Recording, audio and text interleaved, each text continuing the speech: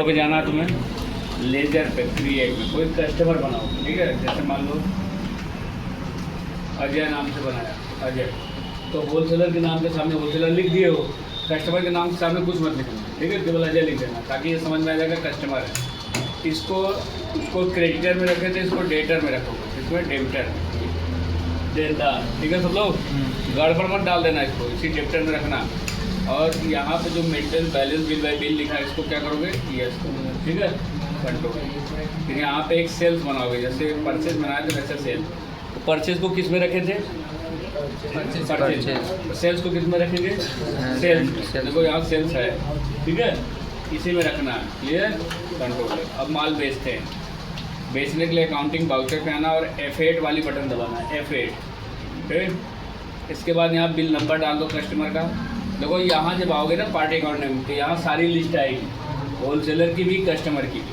तो इसमें तुम्हें कस्टमर का सेलेक्ट करना, होलसेलर को मत कर देना। कौन सा करोगे सेलेक्ट, अजय जो कस्टमर होगा, कंट्रोल ए कर देना, सेल्स लेना, एंटर करो। अब देखो 100 पीस, 500 पीस, 600 पीस दिखा रहा है, मान लो इसमें से बेचना है 100 पीस, तो एंटर कर देना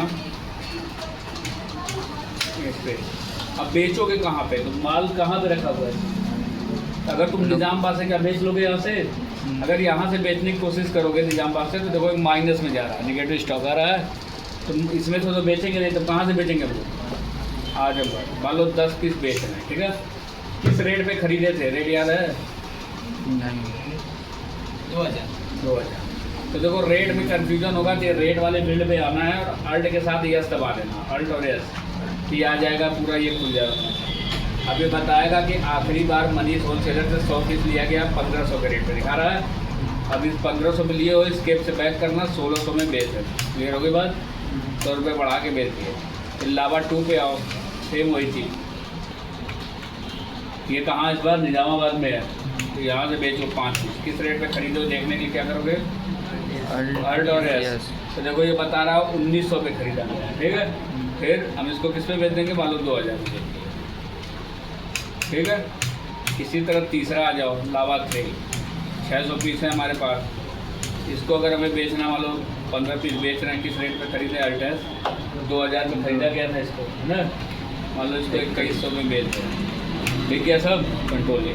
अब बेचने का रिकॉर्ड देखना होगा तो डिस्प्ले में, अकाउंट बुक में और सेल्स रजिस्टर में, ये देखो यही बेचा गया था, समझ आ गया सबको।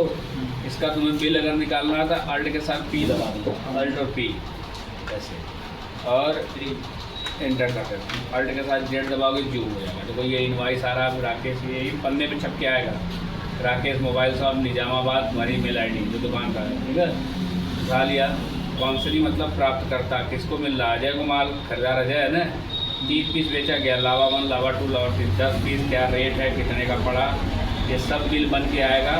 यहाँ तुम अपना साइन करके बिल दे दोगे, ग्राहक ले लोगे, बात यही एकदम बिल है, ठीक है। स्केप दबाओगे पीछे, यानी अगर बिल हमें निकालना था, अल्ट के साथ क्या दबाना होगा, P, अल्ट P और एंटर। अब बड़ा करना होगा इस बिल को, तब क्या करेंगे, अल्ट के साथ Z, ठीक है, समझ गए। अब जैसे हमने बेच दिया, अब हमें अकाउंटिंग वाउचर में जाएंगे, F8 करके बेचने दोबारा, तो देखो जब बेचे रहोगे तो रिकॉर्ड इसमें पहले सेव हो जाएगा। जैसे मान लो ये,